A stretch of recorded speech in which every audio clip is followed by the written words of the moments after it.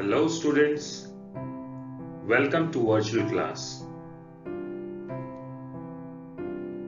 Myself Sagar Mahale, your virtual class teacher of English. We are going to start our 10th standard syllabus with the first poem, that is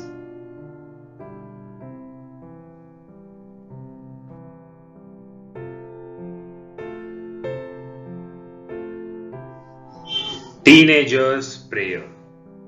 So first of all student, what is a teenager?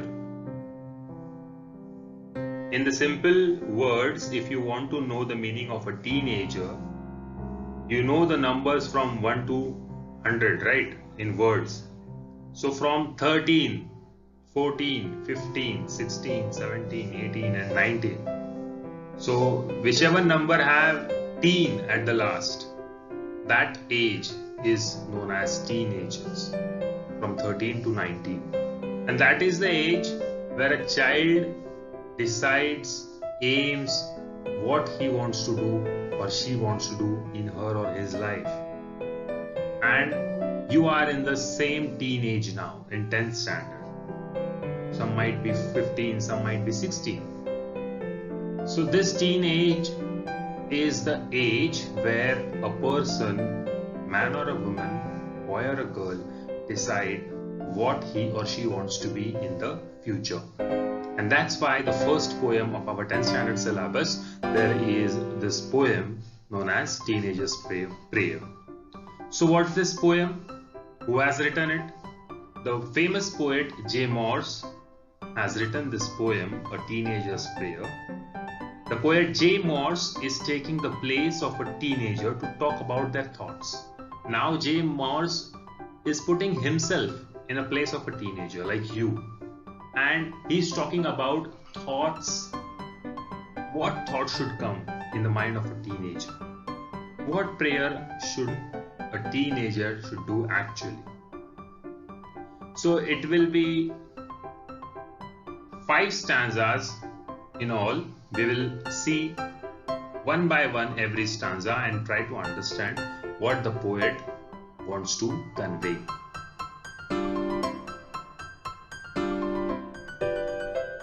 Each day brings new beginnings, decisions I must make. I am the only one to choose the road that I will take. In the first stanza, the poet says that for them, for the teenagers, each day is the new beginning and they have to firmly choose new decisions irrespective of whether they are easy or difficult. So students, whenever you do something wrong or commit some mistake, do not take tension of it. Just be calm, because in your life, in your teenage life, every day is going to bring new opportunities, new beginnings, and you can make decisions, you can make your own principles, your own virtues, which can lead your life on a successful path. Because you are the only one to choose the road that you will take. See, in the last 2 lines of this stanza, what the poet says, I am the only one to choose the road that I will take. So might be it's a good road or a bad road, you are the one to choose. And once you chose your road, your path, it will make you the same. If you chose the right path, it will make you a right person after the teenage. If you chose a wrong path, it will make you a wrong person after the teenage period. That's why in the first stanza, the poet says, each day brings new beginnings. Every day will bring you new opportunities. It will be a bright sunny day. And every day you can try and think that what you should do for your life, make it better, make it successful. Now you are in 10th standard, the first step in your career where you can successfully pass out the 10th standard exam and you can choose a nice career, a nice sector in which you want to do your career. And that's why this is the age where you can make some new decisions, you can make some new changes in your life. अभी तक छोटे थे, whatever we did, it was all before 10th standard. But now I have to change. I am the only one to choose the road. And that road should be a very positive and successful road. Then only it's useful, right? Let's move on to the next stanza.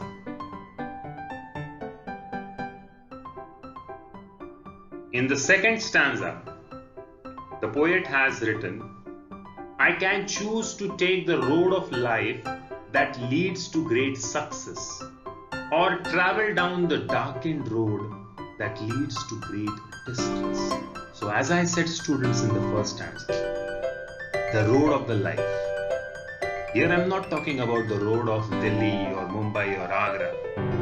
Here we are talking about the road of life, your career, your whole life, in which this age, this 10th standard student, he can decide or she can decide if she wants to become a doctor, an engineer, a teacher, a scientist, a pilot, or whatever, a businessman, a politician, anything. Here, this is the age where you have to choose and take the road of life. Now, there are two types of people. One who take the right decision and they lead to a great success. Or the other one who makes a wrong decision and chose a darkened path which leads them to a great distress. Students, God do not punish on you on your first mistake. He observes you.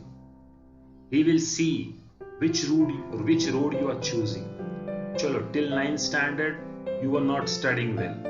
You were an average kid. But in the 10th standard, if you one day you wake up in the morning and you try to change everything, no, from today onwards I am going to study, only study. I am not going to waste my time on mobile games or any social media or any friends which are not useful in my life, which are not useful in my career. And that's why the poet says in the second stanza, there are two paths. One is teenager's dilemma. One path can lead them to great success, while the other path leads them to distress. Success का मतलब तो आपको पता है. Now what do you mean by distress? Distress means जहाँ पर सिर्फ नाराजगी ही मिलेगी आपको. You will be always sad on that path because your decisions making went wrong, and that's why you were automatically led down to the darkened road, the darkened path, and that's why your life is full of distress. But in this age, if you use your brain properly, if you ask your heart properly that what is good for me, then you can make a right decision and you can choose the right road of life which will lead you to the great success. Let's move on to the third stanza. The poet has written, please open up my eyes, dear Lord, that I might clearly see. Help me stand for what is right. Bring out the best in me. Now, the teenager, the poet who is acting as a teenager in this poem, he is praying to the God, to the Lord. Please open up my eyes. Some students are still mischievous, naughty in the classroom. They don't like to study. They like to play video games. They like to be on social media and many other things which are not useful in your future. They are wasting your time. They are wasting your energy. They are wasting your whole focus. And at that time, when the teenager, the poet is tired, he is praying to God that God, please open up my eyes that I can clearly see what's going in my life and help me stand for what is right. Make me courageous. Give me some courage to make a stand against what is wrong and stand beside what is right. And please try to bring out the best in me. See, students, every child cannot become a doctor. Every child cannot become an engineer. Every child cannot become a teacher or even a successful businessman or a politician. But every child has their own talent. which other child might not have. Somebody is good in drawing, somebody is good in dance, somebody is good in singing, somebody is good in different kinds of talents. So try to pursue your talent. Try to chase your dreams, your goals. Don't give up on your dreams. Don't give up on your goals. And bring out the best in yourself.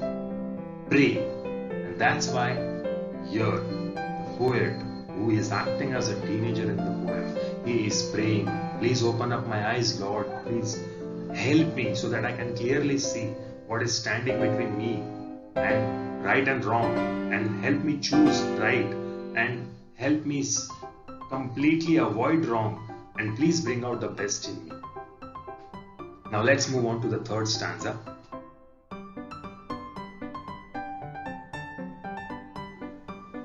The fourth stanza. Help, Lord, to just say no when temptation comes my way, that I might keep my body clean and fit for life each day. Now, a big word. What do you mean by temptation? Temptations are those habits of your life, the bad habits which call you again and again. For example, if some child is addicted to playing the video game, the whole day he keeps on playing the video game, he is completely getting addicted to that, habitual to it. And he is not able to give up his temptation, his bad habit. Someone is addicted to play the whole day, he wants to play on the playground. He don't want to do study. Someone is habitual to watch TV serials, commercials, anything. Someone is addicted to the social media and many other foolish things in their life going on. So you have to pray to God. God, please give me the courage to say no when the temptation comes my way. Whenever your heart says, let's play some video game, you should be able to say no to your heart. Whenever your heart says, let's go on some social media site, you should say no.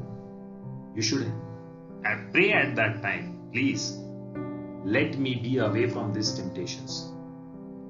This will make you keep your body clean. Now, what do you mean by keeping your body clean? By saying no to temptation is a kind of a medicine which will make your body spiritually, mentally, as well as physically clean. If you are sitting in the home for the whole day, now there is a pandemic going on of coronavirus, and at this time you are not studying at all. You are just wasting your time watching TV or social media networking sites. But there are textbooks available for you. You can start reading. You can do many things in your life, in your free time. It's not necessary that you should be sitting in the home and wasting time and let all the temptations come your way and you fall prey to your temptations. It's completely wrong, because that will hurt your body. Hurt as in you will not be in a proper shape physically. You will not be in a proper mental state mentally, and you will not be very equivalent to your spiritual happiness. That's why temptation, you should be able to say no to your temptations. Let's move on to the next slide.